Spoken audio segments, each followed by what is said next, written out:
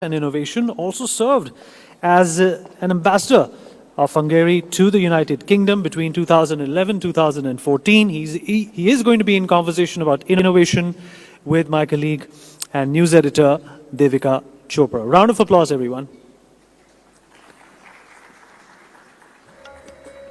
Thank you so much for joining us at the NXT Conclave. When I was reading up on what is it that we should discuss and talk about, and of course the topic is Next in Innovation, it's very interesting that you were the Minister for Culture and Innovation. That's not a concept that we have yet adapted in India. I want to understand from your perspective, how does that work as far as the government's role is concerned? What does a Minister of Innovation really do? First of all, thank you very much for the invitation. It's a pleasure to be here. Congratulations for this conference and best wishes for the future. My ministry was called Culture and Innovation Ministry. But in fact, I had many more functions. For example, family policies belonged to the ministry. University systems, research institutions belong there, and even vocational training. And I tell you why. Because in Hungary, when we talk about culture, we are talking about our way of life. It's not just pictures on the wall or music or art. But culture is passed on to the next generation through the families. Obviously, we have the schools, the churches, but predominantly it's the family. So the culture and the family should be hand in hand. And this morning we talked about a lot how a government can enable or support families or culture, that we don't lose what we want to keep. So therefore, you need economic prosperity. And in this fast-changing world, where does that come? From the education, from universities, where from the young people can go to corporate life, research life, university life, because through those people, through the elite, can the resources and the assets of a country be mobilized, and therefore produce added value, economic added value, which in turn is required to support your families and culture. So this is an angelic circle. And the government in Hungary decided that we have to have this holistic view represented in a portfolio in the government. And because in my life I worked in each and every field, I have 4 kids, 8 grandchildren, so I'm familiar with the family to start with. That's such an interesting perspective, because you say that at the core of culture in Hungary is family and family values. And basis that comes the idea that innovation is critical, because that will lead to economic prosperity, which in turn helps and supports families across Hungary. That's such a brilliant concept, and you've put it out so simply for our audiences to understand. I also want to just know from you then, what exactly does the job entail? How do you go about it when we talk about a ministry of innovation? What sort of innovation are you looking at? And I'll come to what next in innovation, but I want to understand what so far would you say have been some of the biggest success stories? I think the role of a government is to facilitate what a government can do. The government can provide money to support ideas, infrastructure, or regulation. And the wise governments, in my opinion, build on the strengths, the existing strengths, what a country has. Last year, when I was still a minister, Hungary won 2 Nobel Prizes. Katalin Karikó for the mRNA, and Ferenc Krauss for capturing and picturing the subatomic particles. Well, they've been working on their field for 40 years or so, But it was my time when they got the Nobel Prize, so I take the credit for that. But anyway, so it means that the health sciences and life sciences and physics, chemistry is somehow developed in Hungary in a very strong way. So when first we started to think about how to improve our ecosystem in innovation, we said that we select 3 focus areas. One is digital transformation. And it starts with, Hungary is full of very smart mathematicians, starts with deep mathematics, which is the heart of AI, quantum, you name it. Then green transformation is no question, but in the green we mean not only energy, but water, agrarian issues and those things. And last but not least is I would call it the health questions, aging, longevity, pandemics, and these kind of things. So we decided as a government that we will focus our efforts, our money, our infrastructure development, and our regulation to help this ecosystem. And the good thing was that the higher education belonged to me. Today, Hungary has a very strong manufacturing platform. American companies, Chinese companies, German companies, French companies are all there and manufacturing high-tech products. To support that, obviously, we need talents, engineers and researchers. And in the Hungarian higher education system, some 13% of the students are already foreign students.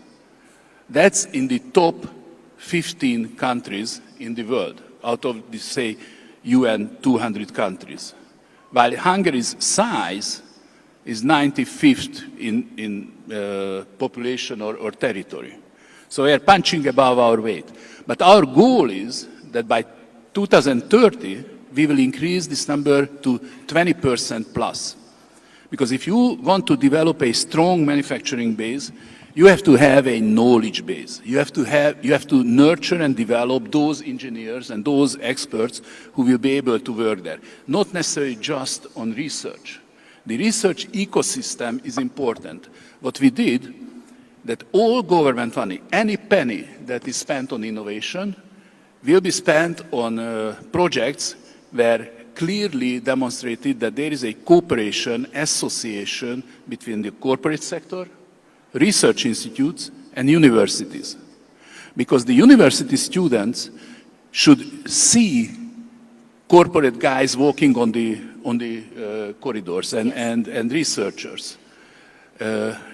MIT in Boston was made based on that idea.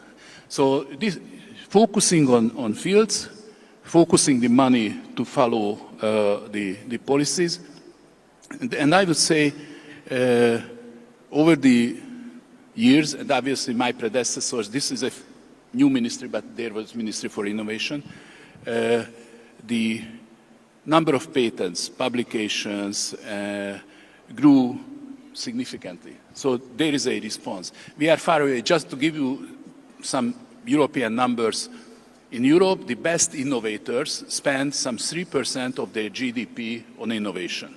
Yes. 2/3 of that usually comes from the private sector, 1/3 from the government. But and in Hungary, we are at around 1.5%. Because most probably you know, ideas happen not when you sit alone at the dinner table, but when you mingle with your colleagues at the printing machine or the coffee shop, because you trigger each other's thoughts.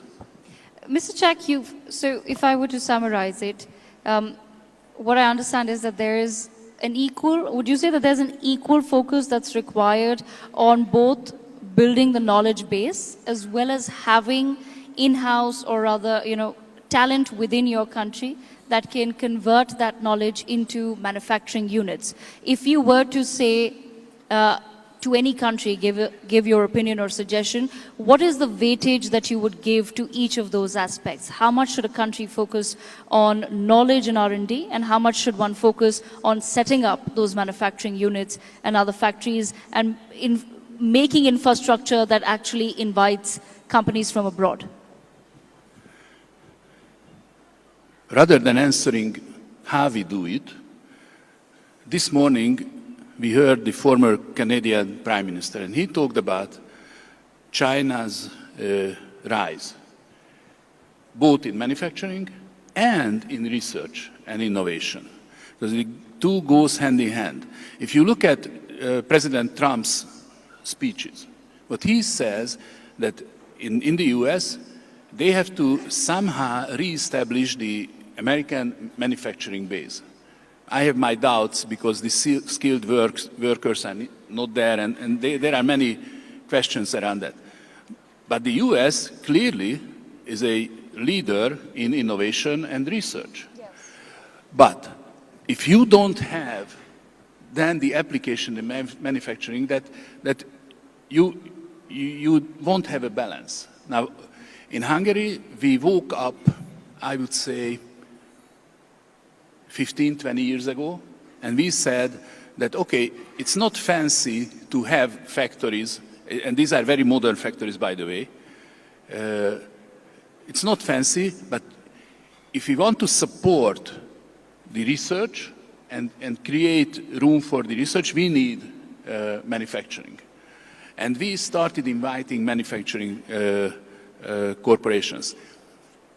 There are only, I would say, 3-4 countries in Europe where the manufacturing as a percentage of the GDP is above 20%. Wow. 30 years ago, even in the UK, it was 20+%. Today in the UK, it's 7-8%. Mm-hmm. So then you are very much reliant on imports. And think about the pandemic or any disruption in the global value chains. You are in trouble. So you have to have both sides. And I think each country has this potential. I would say the most important is that while politicians create this manufacturing base, in parallel, you have to create the ecosystem that nurtures potential new talents. And that's the universities. Okay, interesting. So that's the universities, you said, for the talent. I will come to that point in just a second, but you also mentioned the slump that the entire world witnessed during the COVID-19 pandemic. In a way, all of humanity was together fighting that pandemic. I want to understand from your perspective, you raised an important statistic about manufacturing as part of as percentage of the GDP, and how it was 20+% many years back. However, it's come down.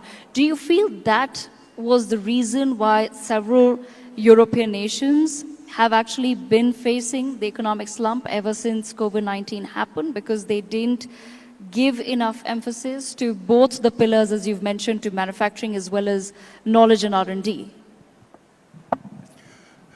There were several factors. For example, in Germany, the problem was that the Mittelstand, the mid-sized corporations, the next generation or the third generation is not interested.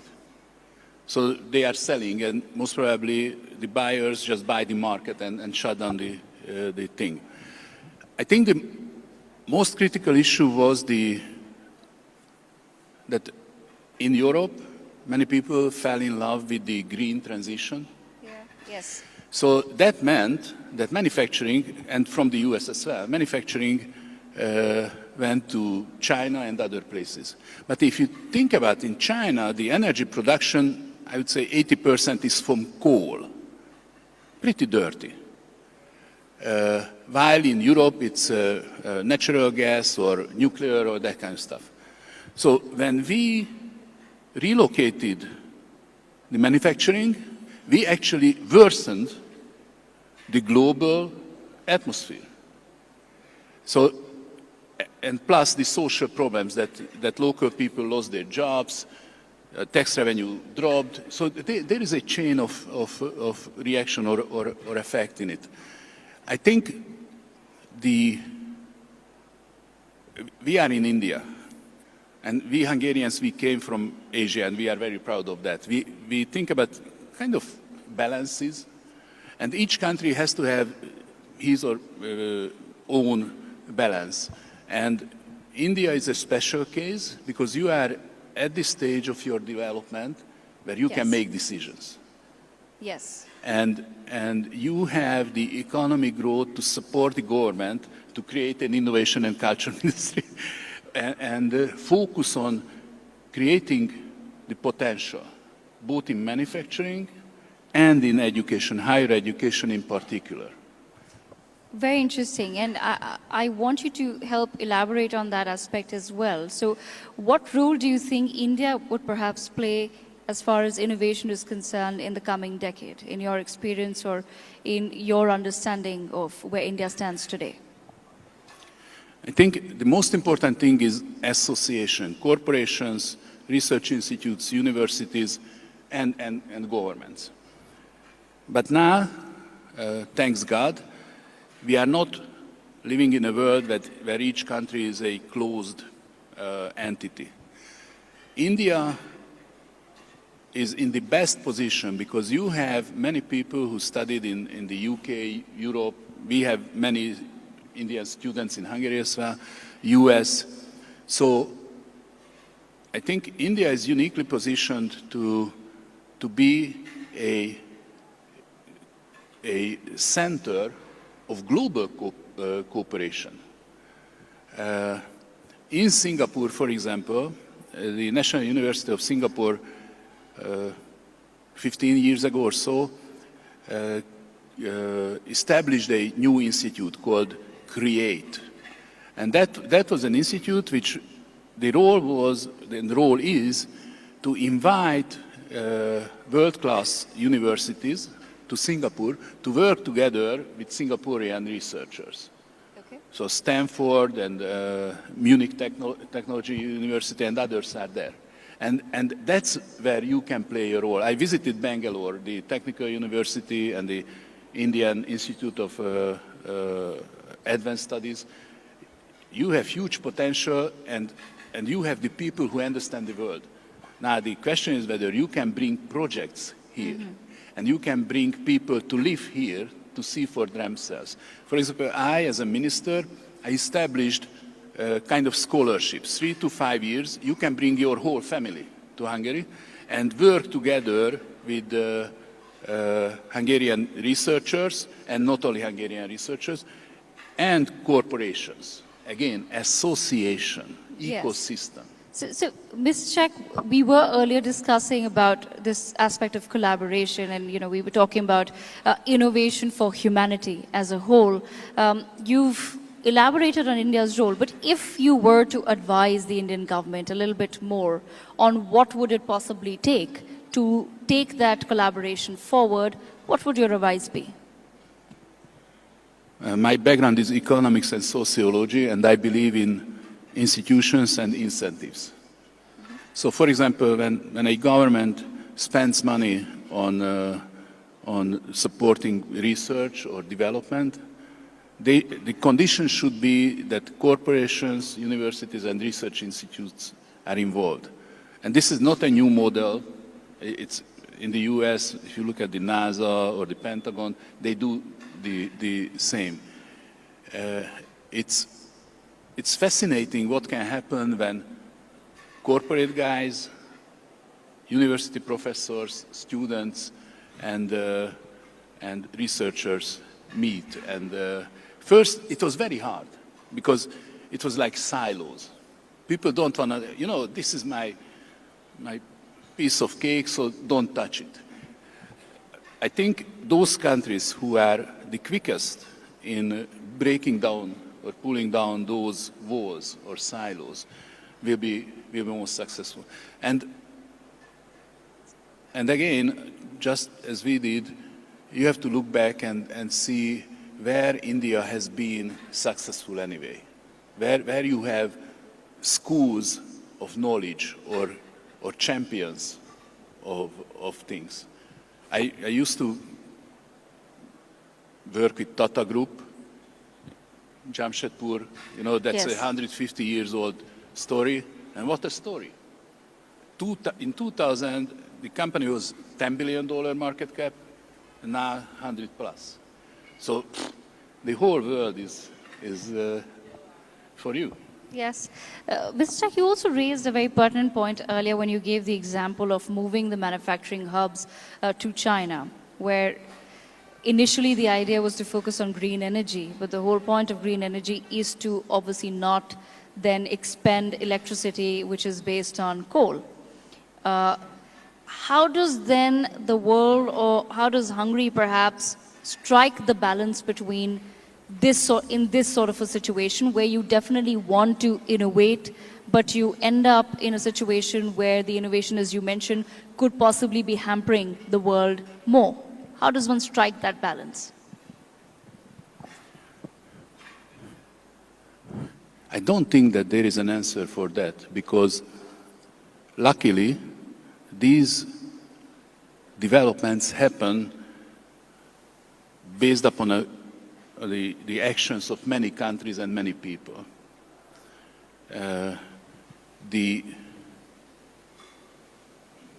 In case of China, back in the 1970s, when Kissinger and Richard Nixon opened up China through the WTO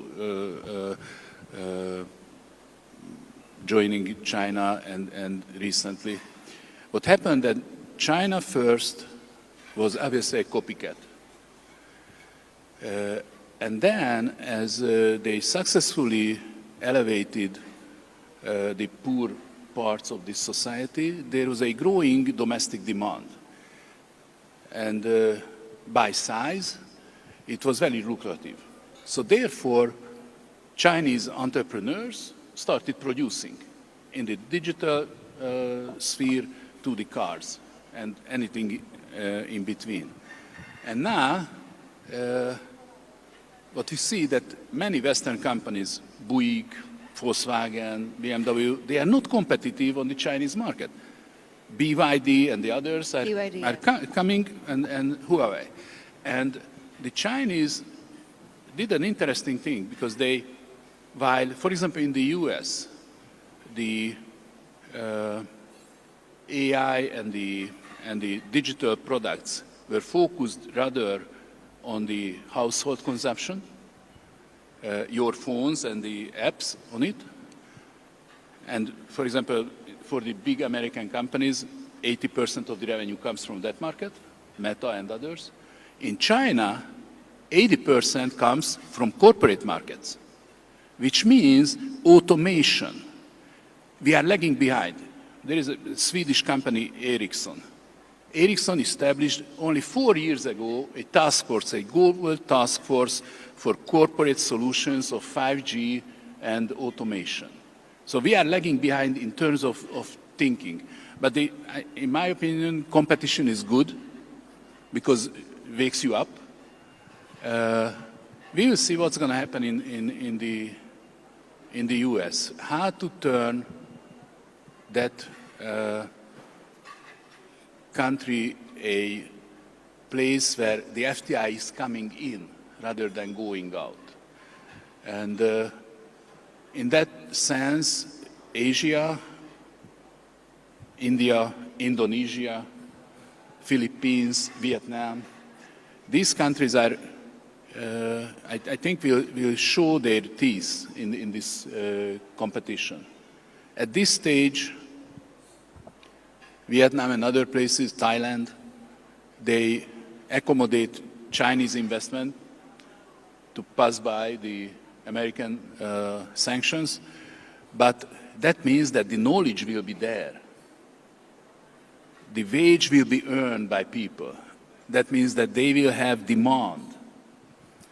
And there is a much wider question behind your question, and I don't think that we want to go into that, but back in the 80s and the 90s, in Western Europe and in the US, there was a overwhelming agreement that market economy and democracy should go hand in hand and cannot go separately. The last 40 years of history shows differently. So the social sciences are lagging far behind in terms of understanding how come and how far a market economy can work within a non-democratic, in our sense, non-democratic system. And the best example is the China-India rivalry. Huge countries, huge population. Let's see. Mr. Csak, I also want to understand from your perspective, when you talk about some ambitions that have been laid down by President Donald Trump for the United States of America, where a huge part of the Make America Great Again campaign is to make sure that the jobs remain in America and with Americans, and to make sure that that there is an equality in terms of the tariffs that are being imposed on other countries. Do you really think that America will be able to achieve that under President Donald Trump's leadership? That's the billion-dollar question. But if you look at the fact that a increased portion of the Latino, Hispanic society voted for President Trump, means that those people are first, maximum second or third generation. They want to work. And I believe in the wisdom of the constituency. If they believed that President Trump can deliver, and if they, and I know that they are very hard workers, first on the plantation, but second in the schools or in the army, and then in the manufacturing jobs, I am pretty hopeful, not for Hungary, for the world. Because over the last 250 years, next year will be the 250th anniversary of the establishment of the United States, the United States has always been a pioneer in new solutions, innovation as well. There is no country where an idea becomes a product quicker than in the US. Craziness as well. But looking at the new secretaries, Scott Bessent and the new energy minister, I think there is a consistent thinking, not like in the first term of Trump in 2016. So I think all these tariffs and other things should be somehow settled, I would say, by the mid-summer in the US. Because the tariffs will hurt American customers. Inflation will increase. And one of the key reasons why Biden or Kamala Harris lost was the last 4 years inflation for the customers. So therefore, some signs of results should be seen. And next year, the 250th anniversary and the midterm elections. So the period is pretty short, and the credibility is hard to win, but very easy to lose. Yes. And I think they are pretty focused. Mr. Csak, my last question to you. I want to understand from you. You also raised earlier the point that for innovation to be for humanity, it is important for collaboration, and you gave examples of how Hungary is achieving that by creating universities, by inviting foreign students, by inviting people, innovators and their families to come live in Hungary and to collaborate with other researchers as well. But in today's political climate globally, where there is a lot of debate, discussion, question on whether jobs should stay with the natives of a certain land and whether people from outside should be allowed, what sort of jobs those people will be, doing. I just want to understand from your perspective, do you feel that somewhere the current political climate could, in a way, hamper or impact innovation and innovative collaboration?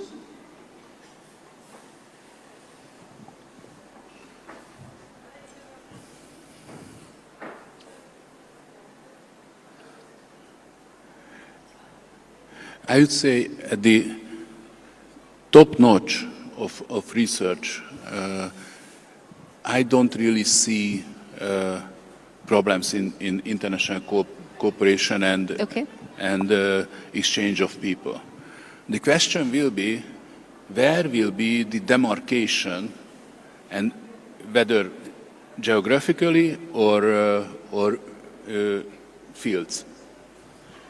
For example, the French government opens huge research facilities, including nuclear and AI, in China. Right. Americans don't like it. But the Americans don't like many things. For example, they don't like India importing oil from Russia. So you have to have a good case and argumentation, what is good, what is bad. When it comes to national security, then the ball stops.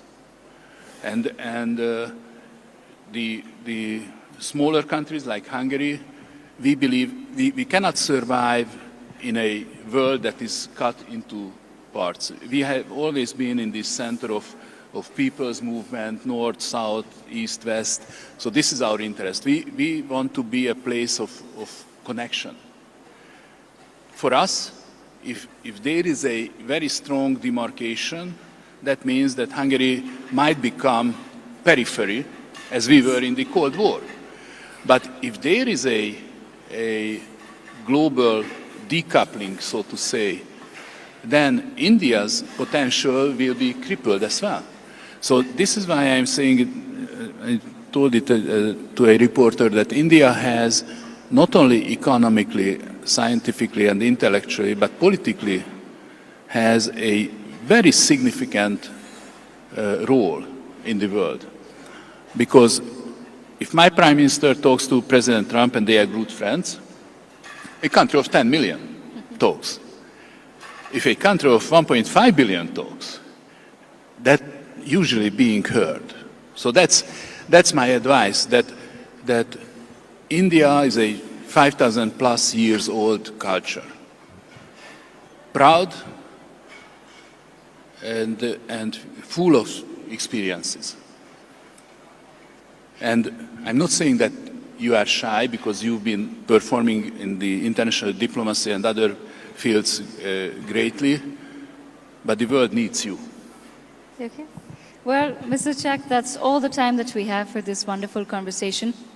Ladies and gentlemen, a huge round of applause for Mr. Janos Csak for joining us at the NXT Conclave. It's been a wonderful, wonderful session on Next in Innovation. Well, thanks again for that session to the former Hungarian Minister, Janos Csak, who of course joined us here at the NXT Summit. We of course getting